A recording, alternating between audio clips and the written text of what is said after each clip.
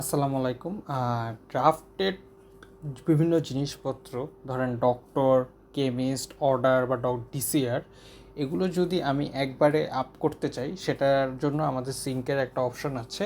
এই যে উপরে যে ডান কোণায় যে সিঙ্ক বাটনটি আছে রাউন্ড শেপের, ওখানে ক্লিক করবেন। এখানে ক্লিক করলে আপনি আপনার যতগুলো পেন্ডিং অবস্থায় আছে সবগুলোর নাম্বার দেখতে পাবেন। যেমন কেমিস্ট একটি আছে, অর্ডার একটি, ডিসিআর একটি, ডক্টর একটি। এখানে পেন্ডিং অবস্থা বলতে বোঝানো হচ্ছে যে এগুলো ড্রাফট করা আছে। ড্রাফটের জিনিসপত্রের নাম্বারগুলো এখানে থাকবে। এখন আপনি যদি এখান থেকে চান ইন্ডিভিজুয়ালি, ধরেন আপনি চান যে কেমিস্ট যতগুলো ড্রাফট করা আছে সবগুলো আমি আপলোড করে দিতে চাই, এটাও করতে পারবেন। ইভেন আপনি যদি চান যে কেমিস্ট, অর্ডার, ডিসিআর এবং ডক্টর সব একসাথে আপলোড করে দিতে চাই, সেটাও পারবেন।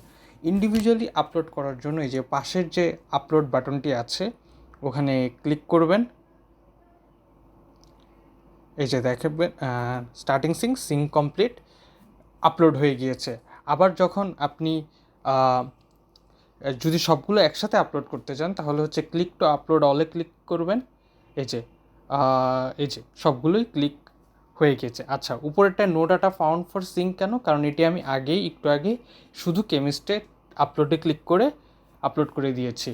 তো এভাবে করে আপনি একবারে চাইলে যা যা ড্রাফট করা আছে ওটায় আপলোড করে দিতে পারবেন। ধন্যবাদ।